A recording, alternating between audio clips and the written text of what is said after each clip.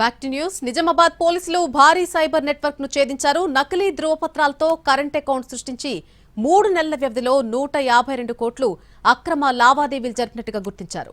ఒకే బ్యాంకులో 50 ఖాతాల్లో భారీగా లావాదేవీలు జరిగినట్టుగా గుర్తించి బ్యాంకు అధికారుల పాత్రపైన దర్యాప్తు చేస్తున్నారు.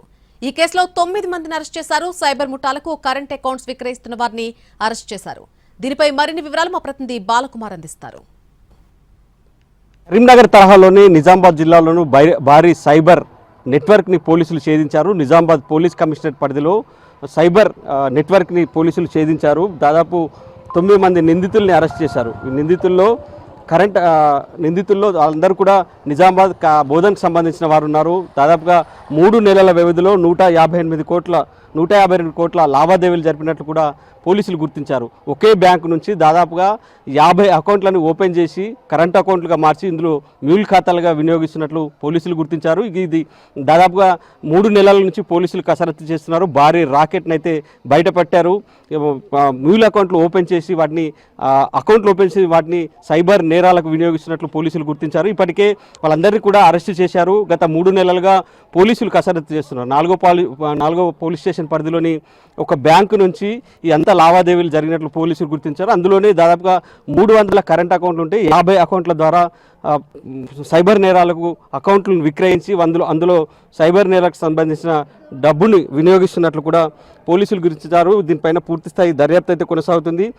అతిపెద్ద రాకెట్గా పోలీసులు అయితే చెప్తున్నారు. మొన్న కరీంనగర్ జిల్లాలో కూడా ఇదే తరహాలో పెద్ద స్కామ్ నెట్వర్క్ని, సైబర్ క్రైమ్కి సంబంధించిన నెట్వర్క్ని అక్కడ పోలీసులు ఛేదించారు. తాజాగా నిజామాబాద్ జిల్లాలోనూ అదే తరహాలో భారీ సైబర్ మోసాన్ని వెలుగు చూసింది. పోలీసులు దీనికి సంబంధించి కూడా నిందితుల్ని ఇప్పటికే అదుపులోకి తీసుకున్నారు. అయితే బ్యాంకు అధికారుల ఇన్వాల్వ్మెంట్ ఏ మేరకు ఉందనేది కూడా దర్యాప్తు చేస్తున్నారు.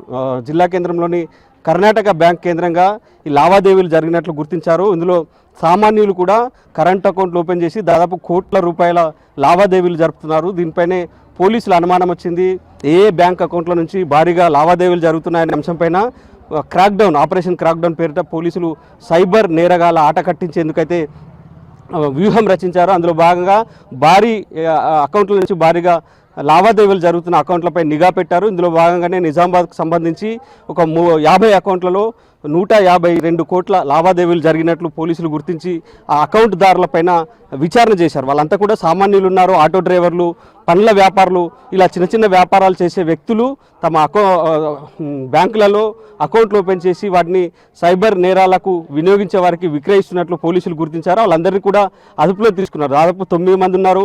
వీరికి సహకరించిన వ్యక్తులపైన కూడా పోలీసులు ఇప్పటికే దర్యాప్తు అయితే కొనసాగిస్తున్నారు. ఇక బ్యాంకు అధికారుల ఇన్వాల్వ్మెంట్ ఏ మేరకు ఉందనేది విచారణ అయితే కొనసాగిస్తున్నారు. బ్యాంక్ అకౌంట్లను నమ్ముకొని సైబర్ నేరాలకు వినియోగిస్తున్న వారిని అయితే పట్టుకున్నారు. దీనిపైన ఇంకా లోతైన దర్యాప్తు జరుగుతుందని పోలీసులు చెప్తున్నారు. Cameraman రవిచరణ్తో ball